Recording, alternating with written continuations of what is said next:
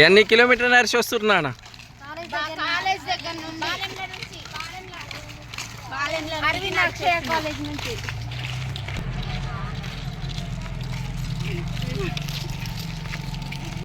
Beer bottles దొరికినాయి. మా principal తాగింది, కానీ ఆమె మీద ఎందుకు యాక్షన్ తీసుకోలేదు? ఆమెను ఎందుకు సస్పెండ్ చేయలేదు? అసలు ఆమె ఏం తప్పు, మమ్మల్ని ఎంతమందిని కొట్టింది, ఆమె ట్రాన్స్ఫర్ చేసిరంట. ఎందుకు ట్రాన్స్ఫర్ చేస్తారు? ఆమె ఏం తప్పు చేయలేదా? ఎందుకు ట్రాన్స్ఫర్ చేయాలి? ఒక ఇన్స్టిట్యూషన్ లో మందు తెచ్చుకొని తాగింది, కానీ ఆమె మీద యాక్షన్ ఎవరు తీసుకోలేదు. ఎందుకు యాక్షన్ తీసుకోలేదు?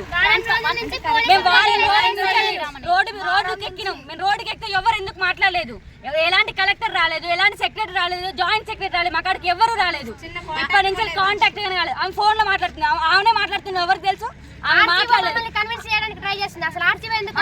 కాలేజ్ లో ఒక అక్క అది ఉంటది కదా, నెయిల్ పాలిష్ తాగింది. నెయిల్ పాలిష్ తాగితే ఆమెకు వీడియో కాల్ చేసి మాట్లాడారు, జూమ్ మీటింగ్ పెట్టి మాట్లాడారు. ఇంతమందికి ఇంత సఫర్ అవుతున్నాం, కానీ ఇప్పటి ఒక్కసారిగానే అసలు మాకు మీటింగే పెట్టలేదు, మాతో వీడియో కాల్ మాట్లాడలేదు. మేము ఉన్నామో లేదో అని తెలియదు మా సెక్రటరీకి. ఇప్పుడు ఎన్ని రోజులు రమ్మంటున్నారు రావట్లేదు. మా కాలేజ్ నుంచి 4 మేడాలు బయటికి పోయారు, అంటే హెడ్ ఆఫీస్కి పోయారు, కానీ వాళ్ళు ఎక్కడ పోయారో తెలియదు, ఎక్కడ చేసిరో తెలియదు.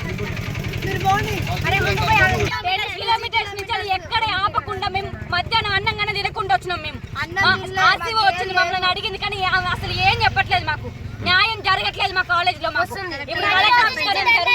మేము ఇక్కడ దాకా వచ్చినాం, మా కలెక్టర్ న్యాయం చూపించాలి, లేకపోతే మేము కన్ఫర్మ్ సీఎం కాడికి పోతాం. ఈ విషయంలో ఎలాంటి అనుమానం లేదు, ఖచ్చితంగా సీఎం చీఫ్ మినిస్టర్ దగ్గర పోయి మాట్లాడతాయి.